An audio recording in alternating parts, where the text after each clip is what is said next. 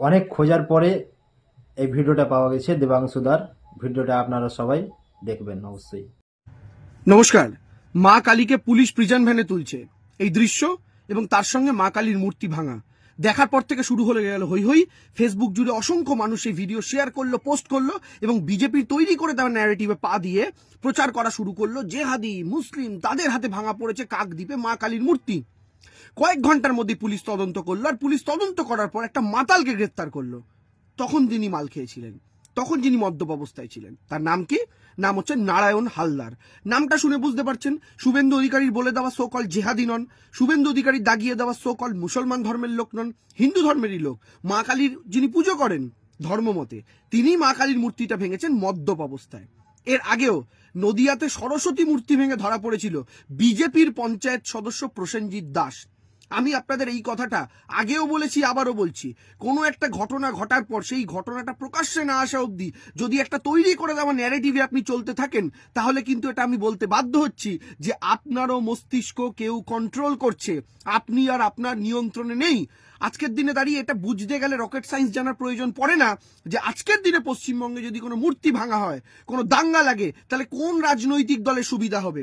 মূর্তি একজন সাধারণ মুসলমান কি করতে ভাঙতে যাবে বলুন তো? একজন সাধারণ মুসলমান তিনি ঘুম থেকে উঠে মনে করলেন আজ আমার 4টে মূর্তি ভাঙার দরকার, তিনি মূর্তি ভেঙে দিলেন।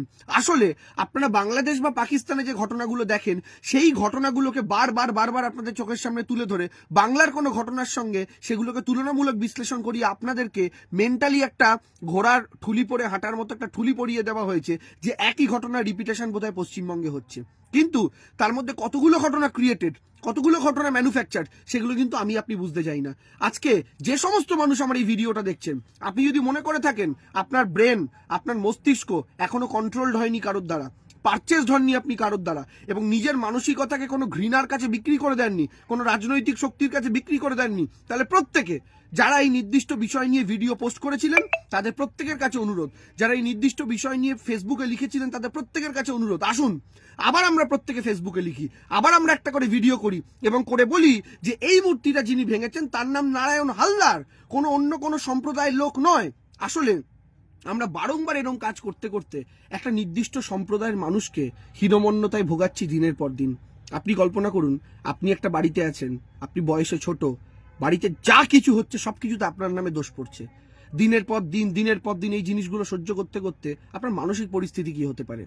আমি সেই জায়গা থেকেই বলছি, এই যে ভয়ঙ্কর একটা ট্র্যাডিশন যেটা বিজেপি 2014 সালের পর তৈরি করেছে ধর্ম নিয়ে রাজনীতি, এবং যে রাজ্যে বিরোধীরা ক্ষমতা এবং বিজেপিকে ক্ষমতায় আসতে হবে তার আগে ওয়েল স্ক্রিপ্টেড এই ধরনের ঘটনাগুলো প্রতিনিয়ত বিভিন্ন জায়গায় ঘটানো, সেটা নদিয়া হোক, সেটা মুর্শিদাবাদ হোক, সেটা কাকদ্বীপ হোক, এই ঘটনাগুলো কিন্তু ভয়ঙ্কর জায়গায় যাচ্ছে।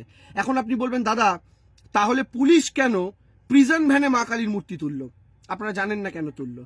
কারণ যখন এই ঘটনা ঘটে পুলিশের কাছে খবর আসে, তখন আরো অন্যান্য পাড়া থেকে অন্যান্য গোষ্ঠী চলে আসে এবং মা কালীর মূর্তিকে তখন সেই ঝামেলার থেকে বাঁচানোর জন্য পুলিশের একমাত্র উপায় ছিল পুলিশ প্রিজন ভ্যানে মা কালীর মূর্তিকে তুলে সেভ করবে। কারণ পুলিশের তখন একমাত্র উদ্দেশ্য ছিল এই মূর্তির গায়ে ফার্দার যেন কোনো চোট না লাগে। সেই কারণে পুলিশের কাছে সেফেস্ট প্লেস কোথায়, ওই মুহূর্তে দাঁড়িয়ে পুলিশ কি করতো, তাই পুলিশ প্রিজন ভ্যানে মা কালীকে রেখে মা কালীর মূর্তিটাকে সেভ করেছিল। যেখানে পুলিশ মা কালীর মূর্তিকে বাঁচানোর জন্য এই কাজটা করলো, সেখানে সেটা রিপ্রেজেন্টেশন কিভাবে হলো যে আসামিদের মতো মা কালীর মূর্তিকে প্রিজন ভ্যানে তোলা হলো। যে কোনো ঘটনা শুধু দুটো ছবি বা দুটো ভিডিও দেখে বা অন্য লোকের তৈরি করে দেওয়া ন্যারেটিভ নিয়ে আপনি যদি নাবেন, আপনি যদি প্রচার করেন এবং সেই প্রচারের ফাঁদে পা দেন, তাহলে আমি সরি বলতে বাধ্য হচ্ছি, ব্রিটিশদের দালালদের কাছে আপনারা মাথাটা বিক্রি হয়ে গেছে। সরি স্যার, ক্ষমা করবেন।